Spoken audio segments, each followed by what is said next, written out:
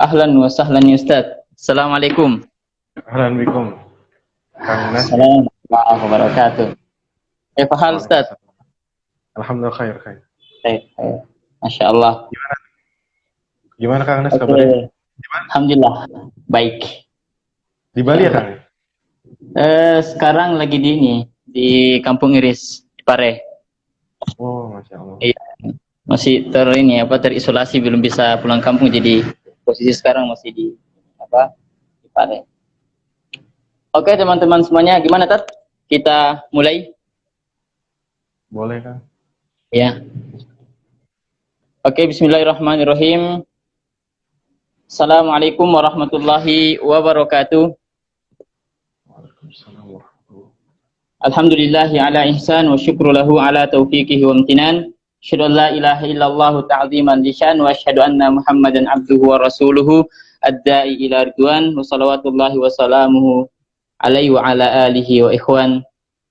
Ahlan wa sahlan wa marhaban bikum. Selamat datang seluruh peserta seminar Al-Quran yang diadakan oleh GPB Al-Quran, Gerakan Peduli Bahasa Ya Al-Quran. Dan insya Allah pada malam hari ini kita akan menghadirkan dan telah hadir bersama dengan kita Ustadz Abdullah Syaddad Hafizahullah Ta'ala yang akan membahas tema mengukir prestasi menjelajahi dunia dengan Al-Quran. Oke teman-teman semuanya, sungguh malam yang berbahagia kita bisa duduk bersama dengan Al-Quran.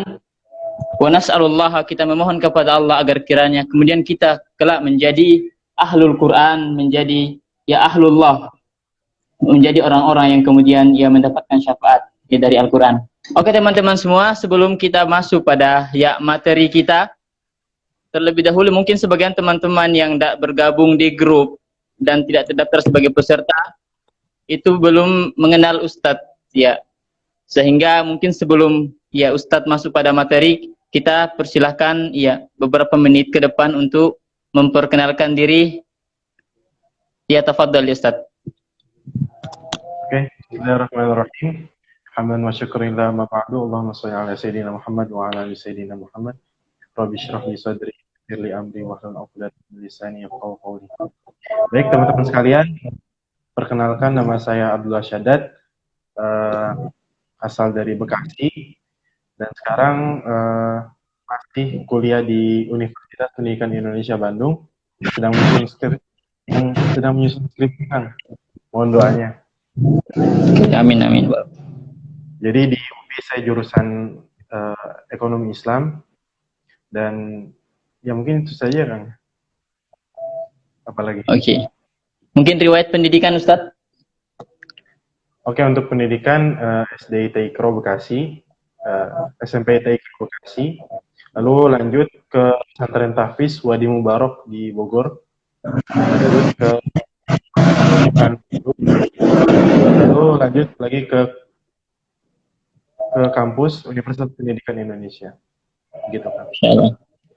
Jadi beliau ini juga salah satu murid dari Ustadz, salah satu dai dan Ustadz kita yang mungkin sangat terkenal di tengah-tengah kita, Ustadz Yusuf Mansur Hafizahullah Ta'ala. Insyaallah beliau pernah mondok di tempat beliau. Oke teman-teman semuanya, kita langsung saja masuk pada acara inti kita pada malam hari ini. Acara seminar online yang kita adakan di malam yang berbahagia ini. Dan langsung saja kepada Ustadz Al-Furs Al-Matruq Al-Fadilati falyatafaddal mashkuran wa ma'jura. Tafadhal Ustadz. Oke, bismillah.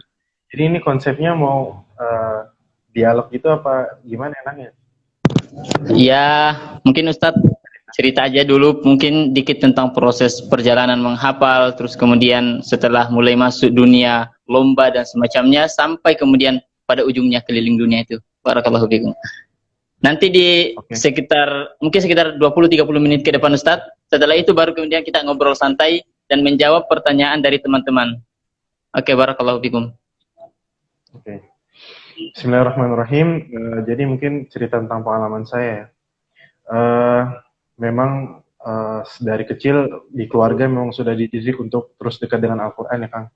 Jadi biasanya itu kita jadwalnya ba'da maghrib sama ba'da subuh, biasanya kita stay langsung sama Quran. Nah, ini ada suara apa ya? Agak ini.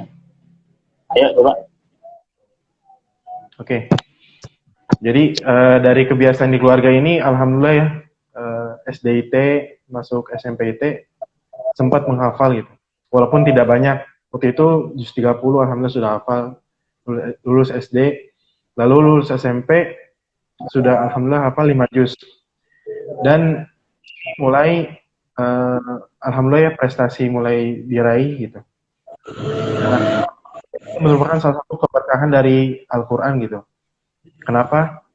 Karena saya merasakan betul efeknya gitu ketika saya belajar dan juga ketika menghafal pelajaran. Karena secara tidak langsung kita menghafal Quran kan mengasah otak kita juga untuk menghafal. Dan akhirnya lebih mudah untuk menghafal pelajaran. Alhamdulillah. Oke.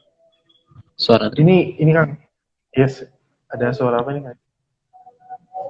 Oh ini ya. Nah, di SMP ini alhamdulillah pernah seleksi ya Kang untuk studi banding ke Malaysia. Ini pertama kali saya naik pesawat ya Kang. Masya Allah. Ini salah satu perjalanan pertama saya naik pesawat. Nah, di sini seleksinya ini adalah yang paling banyak hafalnya waktu itu. Nah, alhamdulillah dipilihlah saya itu sebagai salah satu perwakilan di studi banding ke Malaysia.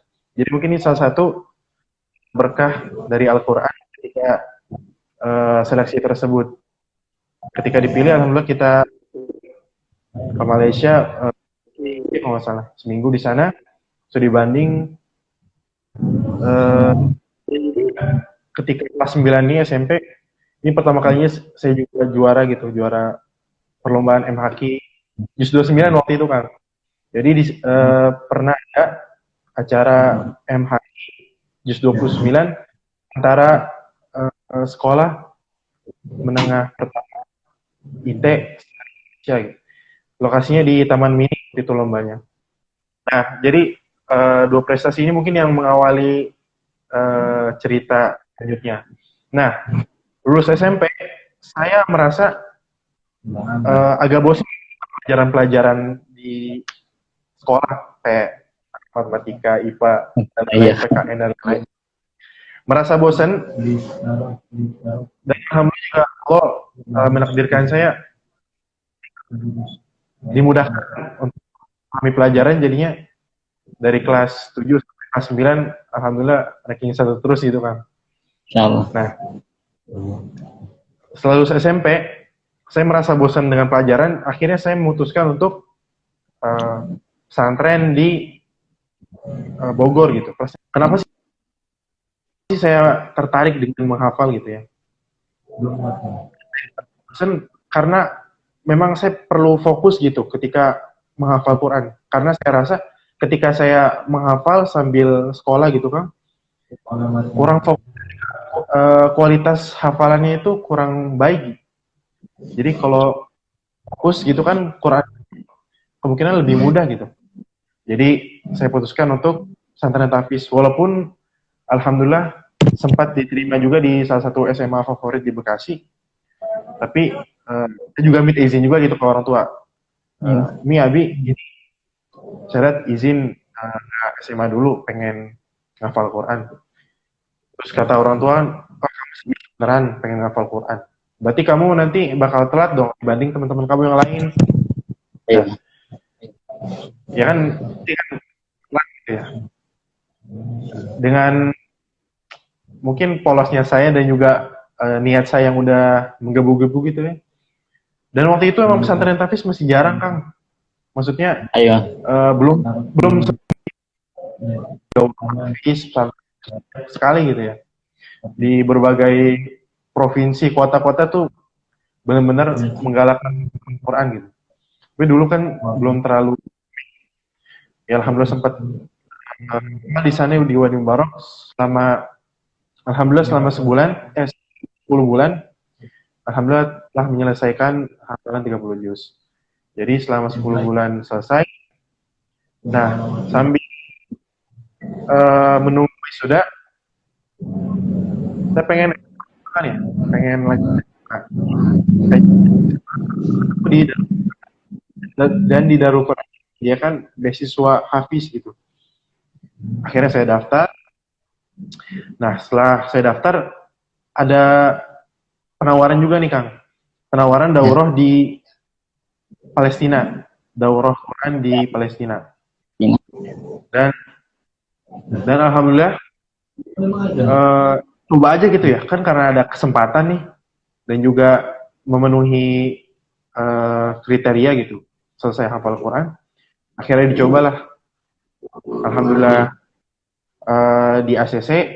Dan insya Allah berangkat kurang lebih sebulan atau 2 bulan setelah dikasih tahu itu. Jadi pas udah diinfokan daftar ngurus paspor dan lain-lain, sebulan berikutnya berangkat gitu. Alhamdulillah berangkat ke Mesir dulu. Jadi di Mesir transit berapa hari ya? Sekitar 2 hari gitu. 2 hari atau 3 hari. Baru dari Mesir ke Palestina pakai LF, Kang. Jadi waktu itu 2012 Mesir itu masih zaman Muhammad Mursi ya. Mursi. Jadi presiden yang dilantik Mursi itu memiliki kebijakan yang cukup fleksibel untuk Palestina. Jadi perbatasan antara Mesir dan Palestina ini agak mudah gitu. Jadi jalur ke sana kita bisa gitu dari Indonesia.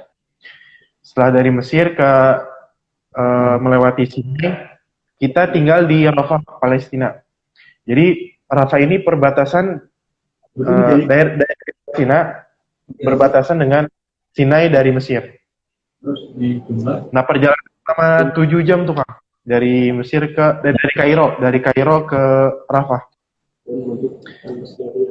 Nah, di Palestina kita setoran juga, ikut daurah juga, dan juga kita keliling-keliling ini ya, Palestina itu sendiri. Tapi kalau misalkan akan tahu juga, Palestina kan ada bagian yang bawah sama yang atas ya. Yang atas itu Yerusalem, perbatasan yang Tel Aviv yang itu. Itu ada blokade di bawahnya gitu, Bang. Jadi kita bagian yang bawahnya, yang Gaza, Palestina, Khan Yunis. Nah, itu kita di muter-muter sebatas itu saja daerahnya. Jadi nggak bisa ke Al-Aqsa. Karena memang jalurnya bukan ke situ kalau mau ke Al-Aqsa. Kalau mau ke Al-Aqsa, Masjid Al-Aqsa itu jalurnya melalui Jordan. Salah satunya Jordan. Nah, di Palestina ini banyak sekali pengalaman ya, Kang, yang saya dapatkan dari semangatnya para anak-anak ini untuk ngafal Quran, dan juga pengajar Al-Qurannya ini pagi-pagi ngajar, malam-malam itu berseragam tentara gitu dan memegang senjata. AK-47 waktu itu. Jadi malam-malam hampir di setiap jalan raya itu sekitar 2 orang gitu, Kang. Dan yang lebih banyak itu berjaga di perbatasan tepi barat dan juga Gaza. Nah, saya bingungnya itu mereka mungkin dikit banget gitu. Kondisi negaranya itu diblokade dan juga tidak aman ya, mungkin dikatakan tidak aman gitu. Karena beberapa kali juga mendengar bom gitu kan. Ketika dengar bom itu getar gitu, memang getar. Dan suaranya itu jelas sekali. Karena memang nggak banyak bom tinggi di Palestina. Jadi gampang terdengar suara bom. Mungkin itu sekilas dari kisah di Palestina. Setelah dari Palestina bulan, dan memang kita adaptasi dengan budaya, makanan, dan pas di Palestina itu benar-benar kangen tempe, tahu, sambal gitu. Karena nggak tahu di sana. Kalau di Mesir mungkin masih dapat tempe, tahu, nasi goreng itu masih dapat di Mesir. Tapi kalau di Palestina tuh kecap saus sambal tuh kita cari-cari nggak ketemu gitu. Itu tahun 2012. Di 2012 tuh sekitar umur 16 tahun. Nah, setelah dari Palestina kembali ke Mesir. Di Mesir beberapa kali ketemu dosen dari Al-Azhar, jalan-jalan di Al-Azhar, dan juga Mesir ya, piramid, museum Firaun. Ya alhamdulillah, izin Allah belajar sambil berwisata juga gitu ya. Itu udah di 2012. Setelah beres dari daurah di sana, baru mulai SMA. Nah, selama SMA ini 3 tahun, memang sih di saat SMA mungkin saya lebih ke olahraga dan juga akademik gitu ya.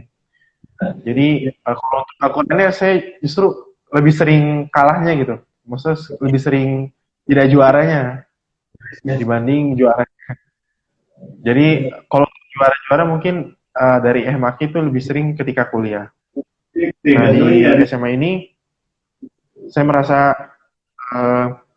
tertantang gitu untuk potensi kayak olahraga, tenis meja, basket itu memang kesukaan saya gitu Bang. Dan mengikuti beberapa lomba di sana. Terus apa lagi ya? Nah mungkin setelah lulus SMA ini dari Ustadz Yusuf Mansur mengamanahi saya untuk belajar tahsin dulu nih sama Syekh Kanas. Syekh Kanas ini salah satu ada di Darul Quran Pusat. Sementara saya SMA-nya di Darul Quran Bandung. Gitu. Kita mengambil sanad ke beliau gitu. Mengambil ijazah qiraat. Karena disuruh Ustadz Yusuf Mansur, akhirnya saya belajar juga di sana selama setahun. Alhamdulillah selesai dapat ijazah dan keinginan saya kembali untuk belajar juga gitu. Belajar di kampus biasa di kuliah. Akhirnya ketemu di UPI dan mungkin salah satunya yang diterima gitu di UPI. Dengan jalur seleksi mandiri biasa kan. Cuma lah di tahun pertama kampus ada seleksi mahasiswa berprestasi berhadiah umroh gitu kan. Berhadiah umroh. Ini saya semangat sekali gitu kan nih. Karena belum pernah umroh gitu. Akhirnya coba ikut seleksinya ikut. Alhamdulillah dapat hadiah umroh gitu. Jadi 2017 memberikan hadiah umroh gitu. Dan di 2018 di kampus juga Ustadz Adi Hidayat sedang mengisi kajian gitu di kampus, di masjid kampus. Dan memberikan beasiswa untuk menghafal Quran. Nah dari situ pihak DK menyeleksi dan setelah ternyata dari kedua besar Arab Saudi menghadiahkan umroh lagi gitu. Walaupun jadi di tahun pertama dan di tahun kedua alhamdulillah. Dan berarti 2018 ya. Dan di 2019 atas amanah dari Ustadz Yusuf Mansur juga untuk mengikuti daurah di Mekah Madinah selama sebulan gitu Kang. Saya dan juga kemarin ngisi di GPB Al-Quran juga. Nah di sini alhamdulillah diberikan kesempatan oleh Allah Subhanahu wa taala. Tadi amanah bagi perwakilan dari Darul Quran mengikuti daurah di sana. Jadi alhamdulillah selama 3 tahun berturut-turut berkesempatan untuk kalau dari prestasi dan juga menjelajah dunia sebenarnya saya emang nggak terlalu banyak banget negara yang saya kunjungi. Ya mungkin salah satu wasilahnya juga ketika di kampus ikut perlombaan-perlombaan mungkin pergi-pergi ke keliling Indonesia, ke Aceh, ke Medan, ke Kalimantan, terus ke Jawa Timur mungkin, ke Jogja. Ya itu karena memang perlombaan dari kampus. Gitu. Jadi alhamdulillah ya dengan wasilah Al-Quran ini merembet terus kan dari segi prestasi.